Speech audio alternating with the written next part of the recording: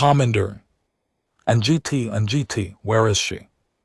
And GT, where is she? Tell me what you did with. Sorry. And GT, she's safe. Somewhere you can't find her. And GT, she ruled 43 star systems. She commanded a fleet that had never lost a war. She had suitors from 7 species waiting in a diplomatic hall on Vice Prime with flowers they'd bioengineered specifically for her preferences. And she walked past all of them to find a human who once let her eat cereal for dinner and stay up too late watching ancient cartoons. His name was Corporal Dane Mercer, and he had absolutely no idea what was about to happen to his life. And GT, you're about to get the and GT, full story. How a burned-out, underpaid Galactic Union border soldier ended up as the reluctant babysitter to the most politically important child in known space. Why that 6-month assignment, which felt like career suicide at the time, turned into the one thread that would unravel 17 years of royal protocol, a conspiracy inside the throne council, and Dane Mercer's carefully constructed plan to remain completely unremarkable for the rest of his natural life. This is a story about what happens when the galaxy underestimates humans again, when they assume we won't remember, won't notice, won't care, when they forget that the species that invented stubbornness also invented loyalty so deep it crosses decades and solar systems without losing a single degree of heat. Buckle up. This one goes all the way to the throne. The Galactic Union's border outpost on Myra 7 was what soldiers called a career graveyard. It wasn't dangerous enough to be heroic. It wasn't cushy enough to be comfortable. It was 300 km of cold rock, 2 functioning supply shuttles per month, and an assignment rotation that Central Command used primarily for soldiers they found vaguely inconvenient. Corporal Dane Mercer had been here for 14 months, which meant he had annoyed someone reasonably important somewhere along the way. He didn't remember doing it, but that was usually how it worked with humans in the Union military. You said the thing you weren't supposed to say. You filed the report nobody wanted filed. You pointed out that the thermal shielding on the Eastern Barracks had failed inspection by 11%, and that maybe, just maybe, someone should care about that before the temperature dropped. And suddenly you were on Myra 7 watching cargo manifest logs and wondering where your career had gone. Dane Mercer was 26 years old, a second-generation Union soldier from the colony world of New Edmonton, and he had 3 distinguishing features according to his military file: an above-average tactical score, a disciplinary note reading excessive directness, and a commendation from the Valor Diplomatic Corps that nobody had ever explained to him or bothered to remove. That commendation was about to become extremely relevant. The call came through on a Tuesday, or what passed for Tuesday on Myra 7, which had a 29-hour rotation that made every day slightly wrong and left everyone perpetually mildly off balance. His commanding officer, a tired Arathi named Commander Velshari, pulled him into the briefing room with the expression of someone about to deliver bad news who had already mentally distanced herself from her role in delivering it. She slid a data pad across the table. He looked at it, then looked at her. The Valor Royal House, she confirmed it without flinching. The Valari, the most politically powerful species in the Galactic Union, leaders of the throne Compact beings who considered humans to be, in the words of their last diplomatic communique, promising but unrefined, were requesting him by name. Corporal Dane Mercer, Union Serial, specifically noted as the of a valor diplomatic commendation. Origin unspecified, he'd received that commendation 4 years ago with no accompanying explanation and had assumed it was a filing error. He'd done nothing about it. He was about to discover that doing nothing had been accidentally exactly the right move. Commander Velshari told him he was being temporarily seconded to the Valor Royal household as a personal protection and companionship officer for a minor member of the royal family. She said this with the intonation of someone reading from a script while internally disagreeing with every word. He said plainly, a babysitter. She told him the Valari didn't use that word. He said that was still what it was. She looked at the ceiling. 6 months. Stationed at the Royal Retreat on Valoria 3, considered an honor by anyone who used that word to mean something we need you to do and aren't asking. His alternative was 14 more months on Myra 7. He picked up the data pad, looked at it for a long time and packed his kit. Here is what nobody told him.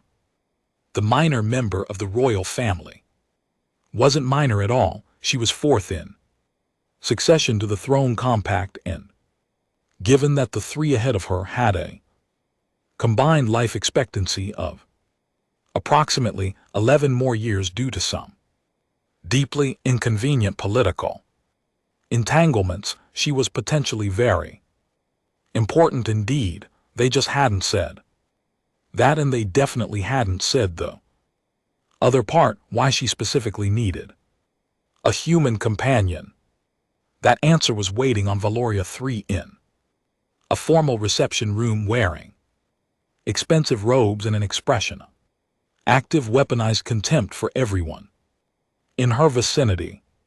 Princess Elindra of the Valor Royal House was 7 years old, and she was furious about it. She was furious about being 7, furious about the retreat which she considered boring, furious about the 17 attendants who followed her everywhere and spoke in hushed, reverent tones, furious about the diplomatic lessons, the cultural immersion sessions, the bioluminescent ceremonies that lasted 4 hours and required standing very still in formal attire that itched. She was, in the technical Velar sense, temperamentally elevated, the aristocratic way of saying she was an extremely intelligent child with too much energy, too little to do, and not a single person in her environment who would talk to her like a person instead of a future political asset.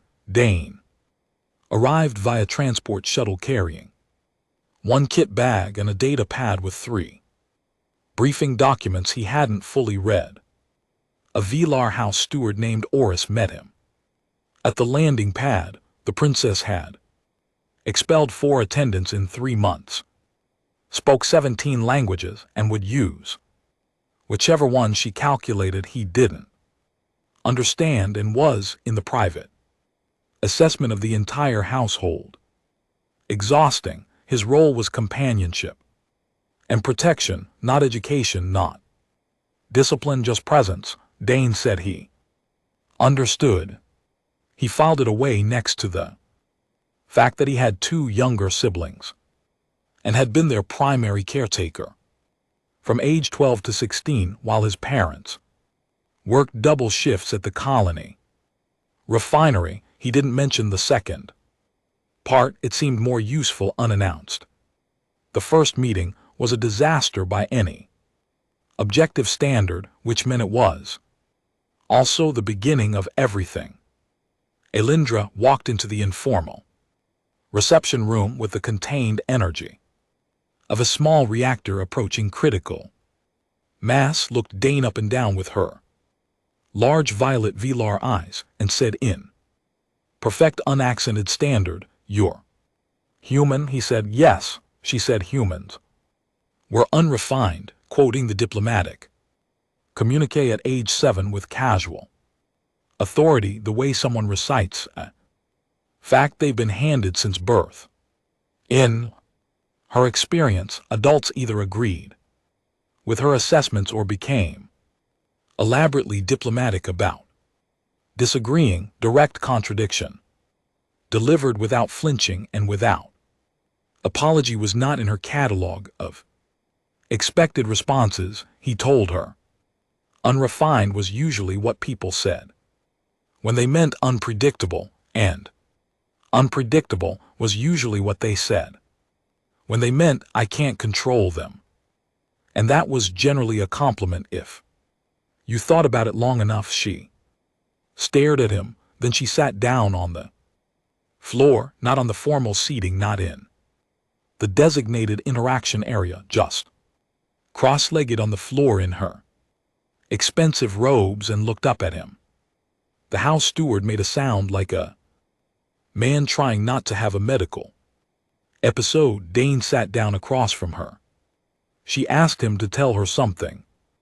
Humans did that other species didn't. He told her about collecting things with no practical value, rocks, old paper, objects that had been present during moments that already happened, kept because humans couldn't stand the idea of forgetting. She said it sounded inefficient. He agreed completely. She thought about it for the rest of the afternoon with the focused intensity of someone filing it away permanently. That was the beginning. 6 months sounds short until you're inside it with someone who treats honesty like a survival resource. Dane got Elindra outside the formal gardens and into the actual wilderness of Valoria 3, amber-tinted skies and crystal spire formation that sang at certain wind frequencies. Terrain she'd apparently never been allowed to explore. Without a pre-approved route, he filed a safety assessment, got provisional clearance, and watched her experience something that looked a great deal like freedom for the first time. She stood in a crystal formation field while the spires sang around her and said nothing for almost 4 minutes. For a child who hadn't stopped talking since he'd arrived, 4 minutes of silence was its own kind of communication. He taught her Earth card games, which she mastered in 40 minutes and then declined to play again. Too simple. He taught her chess. She took to it with an intensity that alarmed both of them. Won her first game in 3 weeks and spent the remaining months in an escalating strategic war that ended with roughly even scores and the quiet mutual acknowledgement that neither was going to admit how hard they were trying. He also, what the house steward would later describe as the incident that nearly ended the posting, told her the truth about things, not dangerous truths, just regular ones, the kind of adults sand down into diplomatic non-answers when children ask them. When she asked why the Throne Council had separated her from her parents for 6 months for education purposes, he said he didn't know the specific reason, but that powerful institutions sometimes made decisions about children that prioritized their function over their feelings, and that was okay to be sad about it and also okay to be angry, and that both of those feelings could be true at the same time. She stared at him for 10 full seconds. Then she said no one had ever told her that before. He said he knew. She asked how he knew. He said because if they had, you wouldn't be so surprised to hear it. She thought about that for the rest of the afternoon. At dinner she ate cereal from his kit bag because she wanted to try it, and he stayed up past Official lights out watching old Earth. Cartoons on his data pad while she sat beside him and asked careful, precise questions about every character and why humans had made them. He left on a Thursday. She stood at the landing pad in her formal robes with exactly the expression of someone who had decided not to show how they felt, which was itself a very clear indication of exactly how they felt. He crouched down to her level. She asked if he would remember her. It came out more honest than she'd intended. He could tell. He said yes. Without question, she said he probably said that to everyone. He said he didn't actually. He said it to people he meant it about.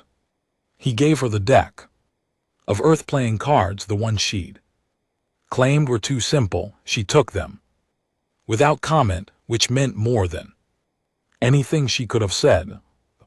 Transport shuttle lifted off. He watched Valoria 3 until it was a point of blue-white light, and then a nothing.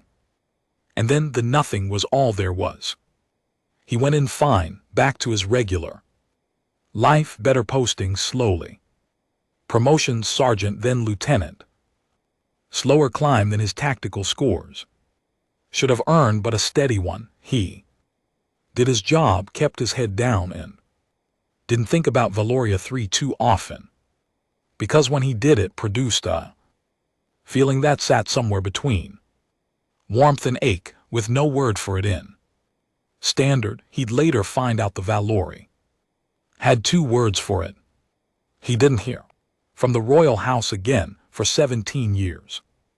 And then a woman walked into his briefing room on Cashin Station, an orbital above the Union's outer territories, where Lieutenant Dane Mercer, now 43, ran a small but well-regarded border security unit, and everything in his carefully organized, deliberately uncomplicated life quietly stopped being what it had been, not violently, not suddenly, just with the specific, irreversible feeling of a door opening in a wall you'd stopped looking at years ago. He didn't recognize her. He'd last seen her at 7, a child in formal robes, clutching a deck of playing cards, trying not to look like she was being left behind. The woman who walked in was 24, tall the way full-grown Valori were tall, poise and precision. That made humans feel vaguely like they were standing slightly wrong, and she wore civilian travel clothes with no insignia of rank. Her security detail had entered the station ahead of her and positioned themselves in places that looked casual and were not. Her diplomatic credentials had cleared 6 checkpoints without a single alert. She had resources that did not belong to the kind of person wearing civilian clothes on an outer territories orbital. On a Tuesday morning, she looked at him across the table. Her eyes were violet, the deep particular violet of the Valor high bloodline. She said he didn't remember her, not an accusation, just an observation delivered with a patience so enormous and practiced that something cold and old moved behind his sternum. He looked at her eyes. He thought about violet eyes he'd seen before in a child who sat on the floor in expensive robes because she decided honesty mattered more than formality. He said her name, Elindra. The corner of her mouth moved. She said he'd taken a moment. He said she'd been 7. He'd assumed she'd changed. She said she had. In most ways. She sat down. He sat down because his legs decided before he did.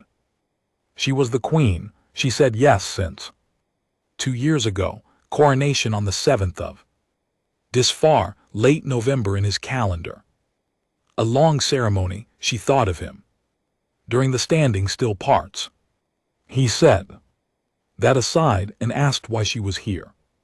The throne council was pushing a Diplomatic marriage to Prince Voldrin of the Kashin Compact, politically sound. By every metric they used, she was the queen, not the throne council, and while she honored the advisory relationship, the decision was hers and she had questions first. He asked why she was asking him. She said he was the only person in her life who had ever told her the truth. When the truth was inconvenient, every advisor told her what would produce their preferred outcome. Every courtier calibrated honesty to whatever protected their position. He had told a 7-year-old she was allowed to be sad. He had told her too. Feelings could be true at once. He had never once said anything because it would make his assignment easier. And then she said it, the question she'd traveled the outer territories to ask a man she hadn't seen in 17 years. She wanted to know if the marriage was right, not a political analysis. She wanted to know from the only person she trusted whether she should spend her life with a man she respected but felt nothing for, whether duty and function were enough, whether a queen was allowed to want more than that. Tane Mercer had, over 43 years, diffused 4 hostile diplomatic situations, navigated a border skirmish history now called the Kashin Incident, and once talked a decompressing freighter crew through an emergency patch operation over radio, with no visual reference. None of it had made him feel quite as vertically challenged as the question currently sitting across the table from him with violet eyes and 17 years of patience. He took a breath. He thought about being careful. He thought about being diplomatic. Then he did what he had apparently been doing since the day he met her, told the truth. A queen is allowed to want more, he said. A queen. Especially because the argument that duty overrides desire is always made by people who have already gotten what they want and are asking someone else to give it up for their benefit. A politically sound arrangement is not the same thing as a good life. The galaxy is full of politically sound arrangements that made everyone else comfortable and nobody inside them happy. She had spent 24 years being managed toward an outcome other people wanted. She came here alone as someone with a 6-person advanced security team ever gets, and asked him one honest question that told him what she already knew, and then his voice changed in a way that was probably professionally catastrophic but completely unavoidable. Duty and function are enough to run a kingdom, he said. They're not enough to make it worth running, and he thought she had always known the difference. She was very still in the way people are still when they're hearing something they've been waiting to hear long enough that saying it out loud feels like putting something heavy down. He asked about the playing cards. She still had them. He asked if they'd always been too simple. She said no, she had let him think that because she wanted him to keep playing. He laughed genuinely, and she watched him with the expression of someone confirming a fact they'd suspected for a long time. She had to go back. Throne Council tomorrow, Kashin ambassadors the day after, a schedule built by 6 committees. He said he knew. She said she'd come back with better cover and a defensible justification. She wanted to play chess properly, no agendas without him holding back. He said she'd win. She said she knew without apology, just the calm statement of a woman who'd spent 17 years getting very good at something a human had taught her. She walked toward the door. She stopped. She turned back once, and the composure was still there. The massive, practiced velar composure. But underneath it, just visible, was something that had been there since she was 7 years old, sitting cross-legged on a palace floor, asking a question she didn't yet know was important. She said he had told her he'd remember her without question. He said he had. She asked if he did. He said yes without question. She left. Door closed. He stood in his briefing room for quite some time, feeling the precise sensation of a person whose life has just changed in a way they didn't expect and cannot argue against. The Throne Council meeting went poorly. For the Throne Council, the cash-in marriage arrangement was declined via a communique that diplomatic historians would later describe as elegantly non-negotiable. A review of Union outer territory border security operations was commissioned by the Royal House, specifically for Cashin Station, requiring extensive on-site evaluation by a Queen's envoy over several months. The playing cards were documented in the Royal Archive as a personal artifact of significant historical importance, well-worn, clearly handled frequently.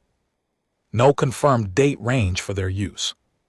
Lieutenant Dane Mercer was later asked by a Union journalist how he'd known, when he took the posting on Valoria 3, that it would become the most important assignment of his career. He said he hadn't known. He'd been trying to stay warm and avoid another 14 months on Myra 7, and he met a child who asked good questions and deserved honest answers. And the rest of it was just what happened when you treated someone like they mattered. The journalist asked if there was a lesson in that. Dane thought about it and said that humans have never been refined. We have always been unpredictable, and the galaxy keeps forgetting to its considerable disadvantage that unpredictable and loyal are not opposites, that you can be both. That sometimes the most dangerous thing you can do is simply mean what you say. Always mean what you say. The Queen does. If this story hit the way it was supposed to, go find the video on this channel called She Protected the Wrong Human and He Remembered Everything. Same energy, different corner of the galaxy. Or start the HFY playlist from the top. Either way, stick around. The best ones are always the ones where humans refuse to be unremarkable. There are a lot more coming.